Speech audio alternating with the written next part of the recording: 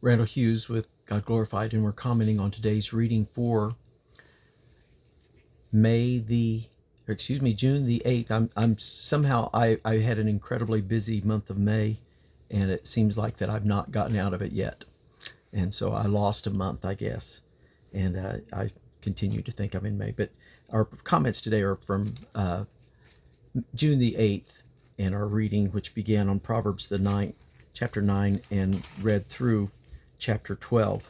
And in today's reading, once again, we continued the montif about, or the reading about, wisdom and the significant contrast between wisdom and the foolish, the simple, and that it's as though they're both being provided the same substance, the same, how would I say it, the same food.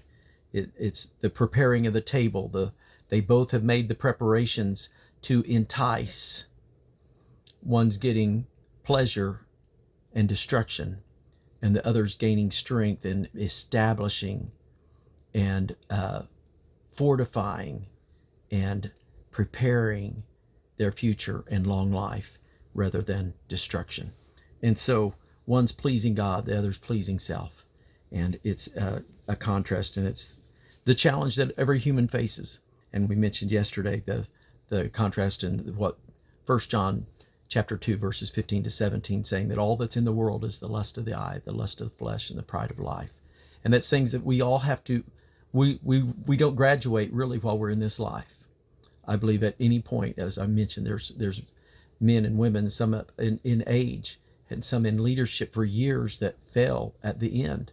And so to finish strong is a challenge that we all face, and that's the desire of us all.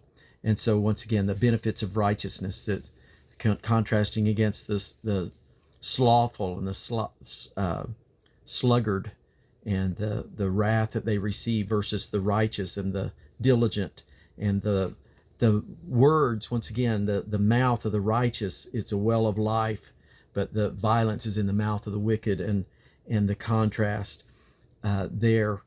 And the way of the Lord, of Yahweh, is strength, and he prolongs the days, and the years of the wicked are shortened. And so much that is seen there in the contrast as we look through there, rejoicing in righteousness and yet destruction with the wicked.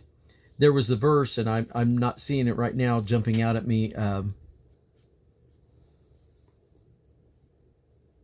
that we read, and it says, it spoke of the tree of life, and he that winneth souls is wise. And I know some translations, there it is, it's chapter 11, verse 30. The fruit of the righteous is a tree of life, and he that winneth souls is wise. And I may have mentioned it at least once, but I think it's worth repeating. As a young man, I used to pray for wisdom, and I continue to pray for wisdom. Don't think I've changed. But probably at that time, it was more, my thought was for knowledge. And I've had a thirst for that, to know and understand the Word of God, and to seek to know God. And there was a point that, I was working off of James, where it says, if any man lack wisdom, let him ask of God. And I was going off of that verse in my request and that thought. But there was a point that I came across this verse in Proverbs, and like I said, I know some translate it differently, but it struck me that it's not just enough to have the wisdom, but I want the wisdom that wins souls. I want it to make a difference in others' lives.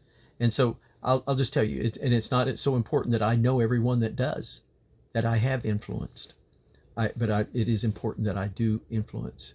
And whether it's just my boys, whether it's just my family, I believe it's more than that. My local church, whatever it may be, I just want to share what God has given to me and somehow bless others. There's been some tremendous, tremendous men of God that God has placed in my life, that has built in me, that have invested in me.